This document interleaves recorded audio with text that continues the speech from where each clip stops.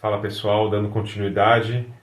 Da última vez eu falei do que foi a minha experiência no DD, né, e das minhas influências ali, do meu aprendizado com o Tony. Eu acho que o próximo passo é falar para vocês um pouquinho de como foi a evolução ali daquele cenário de estar tocando na noite para ter a ideia de ter uma casa noturna, né, que foi o que aconteceu ali em 1998. Bom, fiquei muito tempo tocando, né?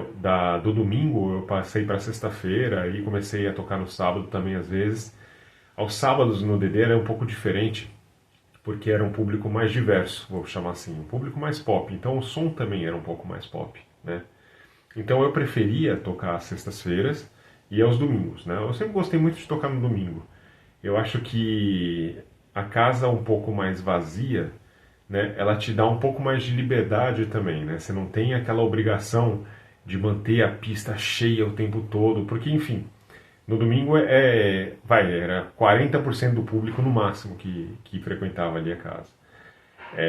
Então o que acontecia é que aos domingos eu tinha muito mais liberdade, eu podia experimentar, era uma época que eu já estava com muito mais discos, diferente daquele primeiro episódio que eu contei para vocês. Então eu gostava muito de poder testar as coisas que eu tocava. Nesses testes, eu acho que uma coisa importante de dizer para vocês foi o que eu mais fiquei feliz de tocar. Eu comecei a admirar muito, eu sempre gostei muito de voz feminina, né? Mas eu comecei a admirar muito algumas cantoras e algumas bandas predominantemente femininas do meio alternativo, né? Então, Xandin, Belcanto, Cocteau Twins, a própria Silksy, né? Apesar da banda dela, ela ser a vocalista, a única mulher, mas eu comecei a admirar muito, né? Essas bandas, e existiam alguns especiais chamados Vozes Femininas que eu gostava muito de fazer, né? Onde eu misturava uma porção de bandas e cantoras desse estilo, né? Tanto de rock, enfim, alternativo, quanto de ethereal, que era uma corrente ali que era muito importante para vozes femininas. Eu acho que ela era predominantemente feminina. É difícil encontrar uma banda de ethereal masculina, mas tem. Tipo Misanthrope, né? É feminina também. Mas tem algumas músicas com vocal masculina. Mas enfim, vamos continuar aqui. Enfim, eu comecei a tocar pra caramba, né? Ali nas noites do DD. Os anos foram passando, né? E passou lá 94, 95, 96. Quando chegou em 97, a gente via ali, quando eu digo a gente, era a equipe da casa, né? Via que não estava tendo investimento, sabe? E a gente via aquele cenário que era decadente lá atrás, né? Lá quando eu comecei aí, estava bem piorado, né? Então, ao ponto de ter questões ali mesmo de segurança, enfim, né? Não só as questões de manutenção, mas pô, começou a ficar muito ruim, né? O público também começou a dar uma caída. Não sei, não saberia explicar para vocês porquê. Assim, na questão de música, a gente continuava fazendo o melhor que dava, eu acho, assim, de questão de inovação. A gente tocava bastante coisa que era bem nova, né? E aí em 97, eu vou contar depois um outro vídeo para vocês o que aconteceu em 97, que eu fiz uma viagem, teve um show do Opera Multistil em São Paulo, isso foi tudo muito importante também. Mas eu vou primeiro para esse lado do que levou a gente a ter o Umbral, né? Foi tendo uma insatisfação crescente ali com a estrutura mesmo da casa, não tinha absolutamente nada a ver com pessoas ou com a administração, enfim. E eu e mais três pessoas ali da equipe, do staff, que eram pessoas que eram relativamente importantes, a gente começou a conversar a respeito de ter uma casa, né? De mudar um pouco o esquema e trazer um pouco mais de qualidade para esse meio. A gente gostou, todos nós gostávamos muito assim do meio. Não vou dizer para vocês que não, ou que era eu, não, era todo mundo mesmo. A gente estava bastante insatisfeito com a situação, né? Essas conversas foram crescendo, até que elas tomaram bastante maturidade no começo de 97. A gente fez uma viagem para Santos, esse grupo, né, para conversar a respeito disso. E lá em Santos, isolado mesmo, fora de todo o contexto, a gente entendeu que poderia ser uma boa. Então a gente começou a conversar a respeito de grana, começamos a levantar um pouco de fundos. Eu levantei um fundo com meu pai, eu tinha um fundo meu também guardado. E basicamente a gente investiu, né, na locação de um imóvel que era um imóvel na rua Sergipe. Era uma antiga casa de reggae, né, em São Paulo. A rua Sergipe dá de fundo para o cemitério da Consolação, era perfeito o lugar. E aí a gente começou a reformar esse lugar, começamos a deixar ele bem bacana. Foi um investimento para a época bem alto. Deixamos um lugar muito decente, muito legal, muito bonito, para falar a verdade para vocês. Contratamos equipamento de boa qualidade, pô, a gente começou a entender que também o bar era importante e os funcionários eram importantes, a gente começou realmente a fazer a coisa do jeito que deveria ser, né? Com esse investimento todo, a gente se preparou, todo mundo conversou com o Maurício, que era o dono do DD. Para mim sempre também foi e permaneceu um amigo, um cara que eu gosto. Hoje em dia ele não tem mais nada a ver com o pessoal do atual Madame Satã. E nós saímos e fomos ali para o nosso empreendimento, que era o Umbral, na rua Sergipe, número 160. Cara, a gente inaugurou, foi um baita de um sucesso. Era um ambiente de extrema qualidade, assim.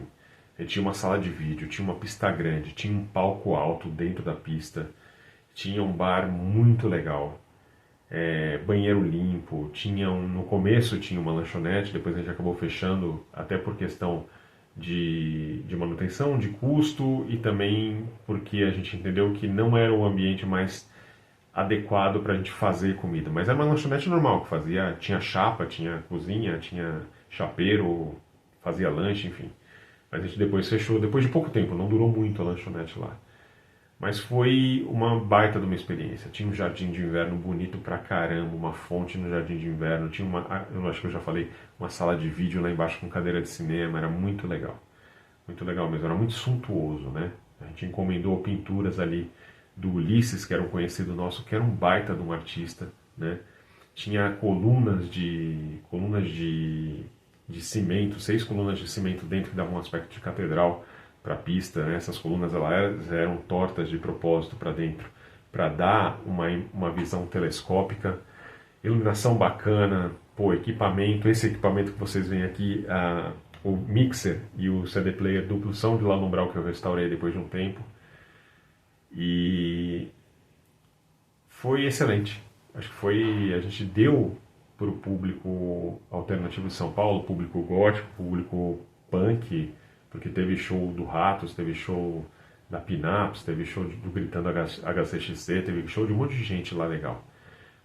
A gente investia também em shows, principalmente shows nacionais, tiveram alguns shows internacionais, mas foi uma experiência bastante diferente, né?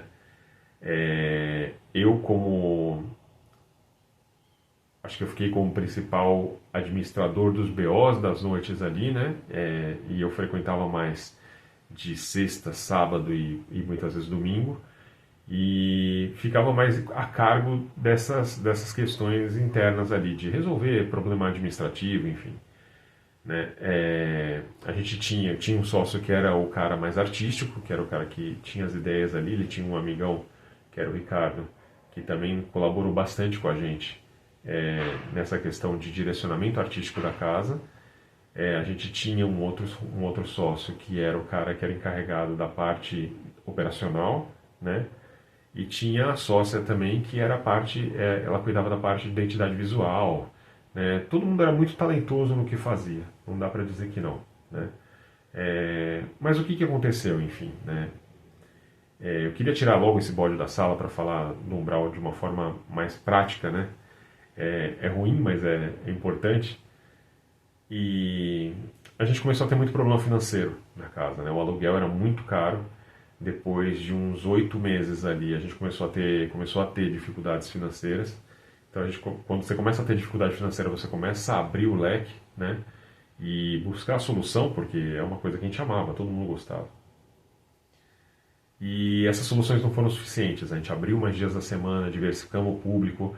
Pô, fiz uma festa lá que era muito legal, que eu curtia muito ela existir, que era uma festa do movimento 4P. 4P é um pessoal do público black de São Paulo que se organiza. 4P significa Poder para o Povo Preto, né? 4P, 4 letras P. E essa festa rolava às quartas-feiras. Era uma festa bem legal, bem bombada mesmo, assim. Ela tinha bastante público, né? Mas era um pouco fora da proposta de rock alternativo, enfim. Mas tudo bem, não é nada de errado com isso. Eu acho que a gente tem que buscar soluções factíveis, plausíveis para a coisa continuar, né? Mas não deu certo, né?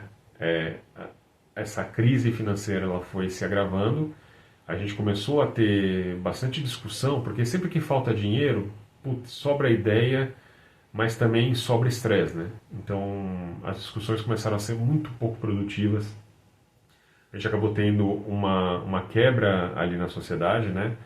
Duas pessoas saíram, ficou só eu e mais um. Minha irmã veio do interior e ela quis também levar uma parte de cuidar ali da casa, então ela assumiu um pedaço. Mas daí eu também já estava hiper desgastado. Eu tinha feito aquilo com muita paixão e na hora que começou a dar errado eu também comecei a ficar triste, sabe? De não conseguir realmente levar com o mesmo amor que eu tinha ali enquanto as coisas estavam funcionando. Eu não digo nem enquanto estava tudo bem, mas enquanto as coisas estavam rolando, né? Enquanto elas funcionavam e a gente podia sentir prazer em estar ali, em tocar para aquele público e tal. A consequência é muito tranquila. A casa vai esvaziando, não só por conta da crise, né? A gente muda a qualidade das coisas, mas nunca deixamos ruim, sabe? A gente só realmente foi adaptando até o limite onde deu e era o limite da proposta. Quando chegou num ponto que não era mais o limite da proposta, eu falei, ó, deu pra mim, não quero mais, né? Eu vou resolver a parte financeira que cabe e vamos encaminhar para o fechamento, né? Houve ainda algumas tentativas de ressurreição ali da casa, principalmente na virada do milênio ali, mas não deu certo. Então a gente funcionou de 98, né? De agosto de 98 até janeiro ali de 2000, talvez março de 2000, né? Foi o tempo que a casa ficou aberta. Mas independente de qualquer coisa, foi um espaço artístico, sensível, muito legal. Quem frequentou até hoje fala, né? Teve a concorrência também que acabou surgindo, o próprio Madame voltou a chamar Madame muito por conta da existência do Umbral, porque o público alternativo de São Paulo era um público limitado, né? Então vamos imaginar que naquele momento em São Paulo devia ter o quê? 600 pessoas, 700 pessoas no máximo que iam para casas alternativas ali desse nicho, né? Punk, dark, gótico. E a gente dividiu, né? Porque o DD, que ainda não tinha mudado o nome para Madame, ele é uma casa grande, ele comporta ali, sei lá, umas 600 pessoas, umas 500 pessoas à época. O Umbral comportava umas 400 pessoas à época. A gente tinha a Thorns, a gente tinha o Arkham, que era um espaço na Zona Leste. Então, tinha alguns lugares que dividiam esse público, né? E passada a novidade do Umbral, ali depois de 7, 8 meses, realmente as pessoas começaram a frequentar o lugar mais perto do bairro delas, enfim, a própria conveniência. Isso é natural, né? Eu acho que um erro estratégico talvez que tenha cometido ali foi a gente não pensar numa renovação de público, né? A gente bateu muito na tecla pô, vamos fazer o que a gente fazia ali em 96, 97 de um jeito melhor. E eu, confesso, eu não tive muita visão também de entender como que era o público novo. Estavam surgindo tendências e vertentes novas ali de música, como por exemplo o Doom Metal, né? Existia uma conexão bastante íntima do Doom Metal com o gótico, então isso me incomodava porque o público headbanger, o público roqueiro de heavy metal, não é um público com o qual eu sabia lidar, né? Ele é um público com hábitos diferentes, eles têm posturas diferentes e eu não sabia lidar mesmo, confesso para vocês. É um público que eu não tinha essa experiência. E por alguma razão a gente achou que o que era uma onda, e se provou ser uma onda, né? Ia ser uma coisa que pudesse permanecer. Então, de certa forma, eu me posicionei meio de forma bastante combativa ali a começar a tocar essas músicas dentro da casa e trazer esse novo público. Eu cedi em parte, não foi um negócio muito radical, mas de fato era uma coisa que eu questionava bastante, né? Preconceito da minha parte. Eu acho que aqui a gente tem que falar as verdades como elas têm que ser ditas, não tem que ter esse filtro, afinal de contas já se passaram aí muitíssimos anos, né? Mais de 20 anos do que a gente está, do que desse momento da história ali. E, enfim, cometi erros, né? Cometi erros, meus sócios cometeram erros também e a coisa não funcionou, né? Mas independentemente, eu acho que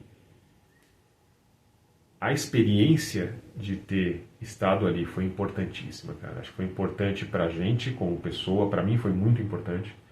Me ensinou muito a respeito de administração, que veio a ser a minha carreira, né? Hoje eu trabalho com compras, né? Com compras para uma instituição bancária grande.